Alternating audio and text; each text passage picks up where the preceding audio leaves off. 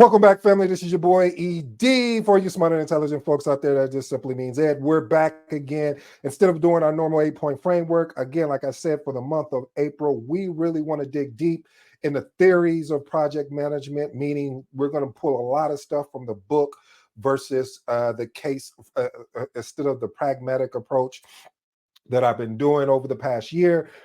So, what I'd like to do for you today's episode is around the project charter. The project charter, first of all, is one of the main project artifacts. Like, there are a lot of project artifacts out there, but the project charter is one of those artifacts you definitely want to ensure that you have an understanding of. So, what we're going to do is I put together like a fake or a mock per se project charter, and then but I want to walk you through the components. Now, the components or the attributes through the project charter, they could vary from organization to organization, and I'm going to point that out as we go along. I should have brought my PMBOK in here too, but no worries, we'll get into it. So let's talk about what is a project charter. Okay, so a project charter, it documents and tracks the necessary information required by the decision maker. Most of the time, what you'll see, family, is this: the project charter is done in the initiating phase, because the output of one of the in the initiating phase, you have two processes. You have one which is develop the project charter, and then you have the other one which is in the stakeholder management knowledge area, which is called identify stakeholders. So this happens during the initiating phase. And think of this more or less, family, like a contract, because that's what it does.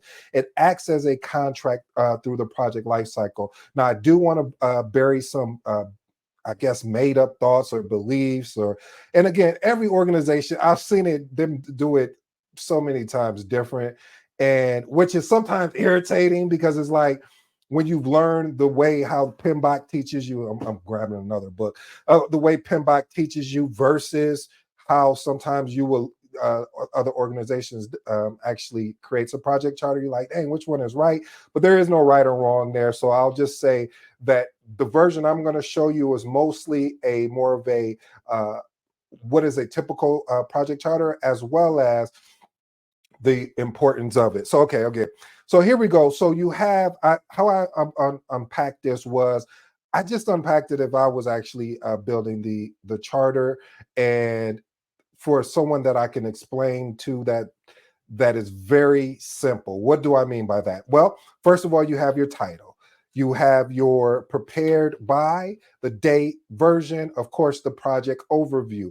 Let me park there real quick. The project overview is something that is a high level. The whole document, the whole artifact, excuse me, is a high level document. So you're not going to have a detailed scope. That's why you have initiating, planning. So when you're in the planning section, this is when you're supposed to go deeper. And then, remember, I was saying I've seen it in other organizations where it's different. Where I was at an organization where they had a detailed project scope, and the next one's project objective. They had a very detailed project objective and a very detailed project timeline.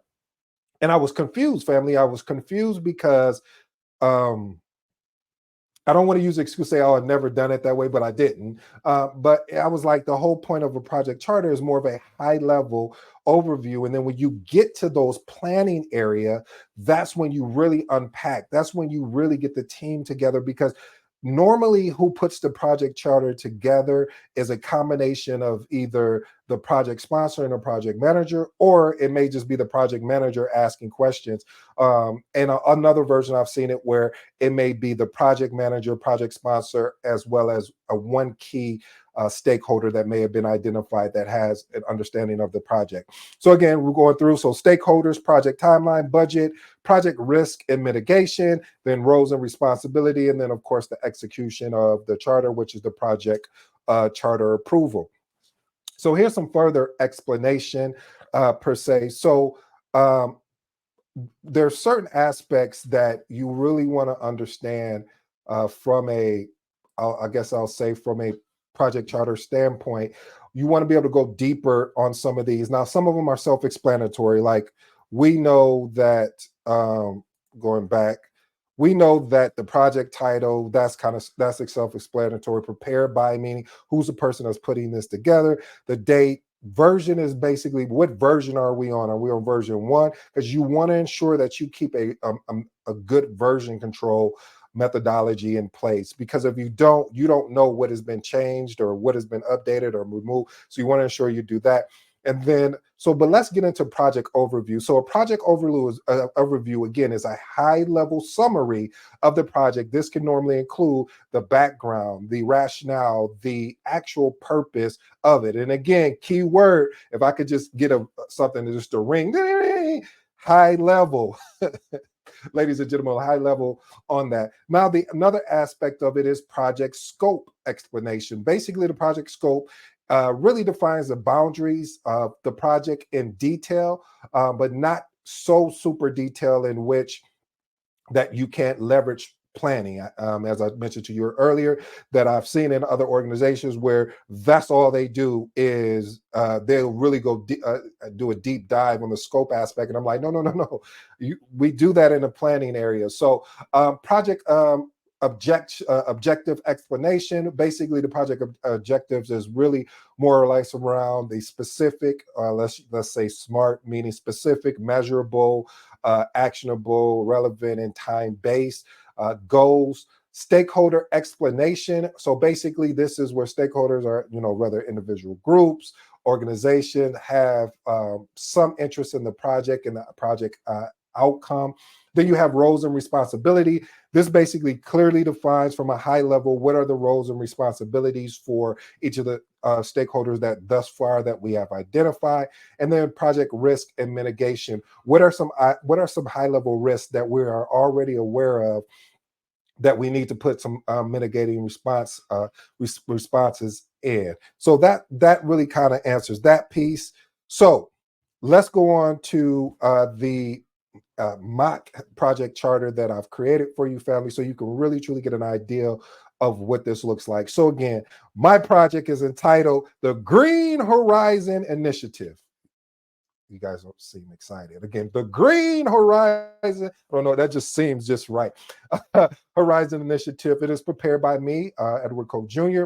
As of today, and again, family, we do these the day of, so everything is. I should have went live with this, but hey, we're here now. But this is again now the version you see right here, family. This is version number 1.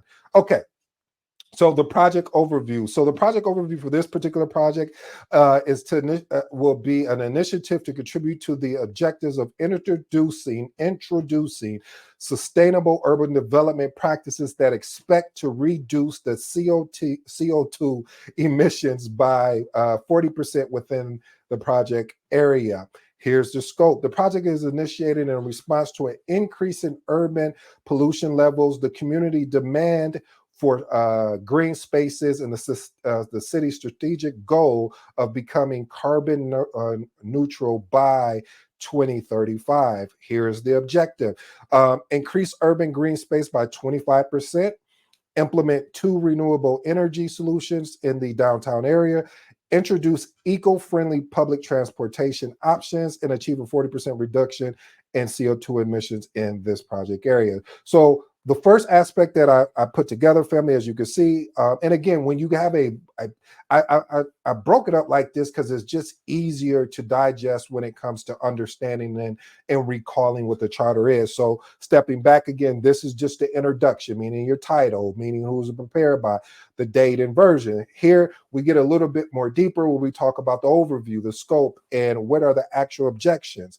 Now we start looking at our stakeholders. Who are our stakeholders involved in here? These are the stakeholders that thus far we've identified, but you understand again, in the planning section, you wonder why I keep saying in the planning section, because what I don't want you to do, family, is that if you start building out a project charter and then you think, oh, well, and here's another thing, well, I'm just going to go back once we get out the planning section and update it. No, no, no, no. You don't do that. Once the charter is done and signed, that's it. Now we go into planning phases, and we start making updates and diving deeper into the details.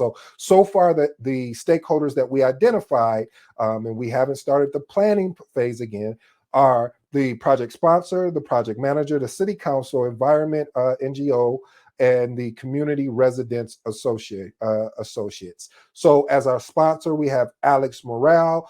Me, I am playing the project manager, as I say.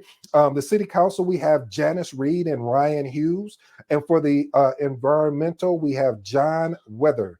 So here's their responsibility. And again, family, you don't want a detailed, long diary of what they're going to do and a long journal. Nope, we get straight to it. Act as a liaison, a liaison between the project team and business, ensuring that their interests and concerns are represented. We have also for the project manager, I'm just responsible for the planning, executing, and the team management of the actual project.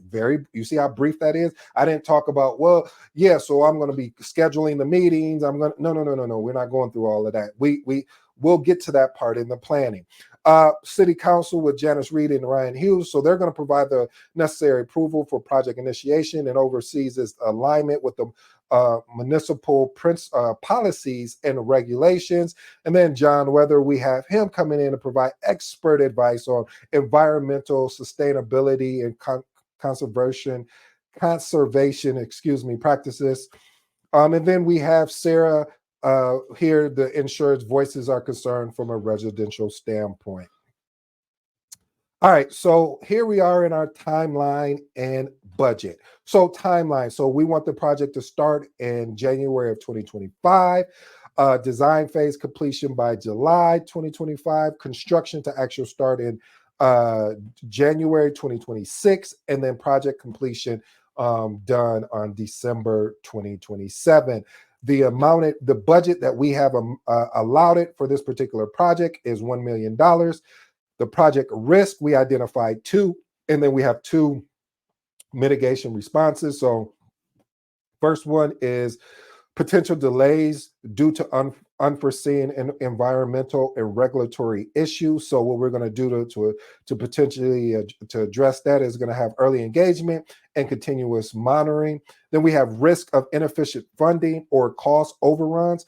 Our response there is going to be a detailed budget planning and review and a financial risk analysis. The reason why we're doing that is because we want to ensure that we are properly funded through the entire life cycle of the project.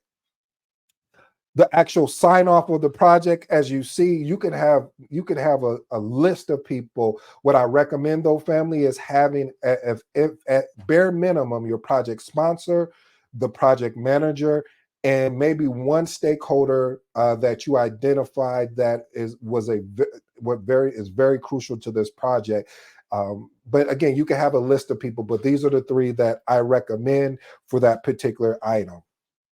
So family, I truly hope today you really enjoyed the episode around what is a project charter in project management. Again, like I said, I'm going to be doing a lot of these introduction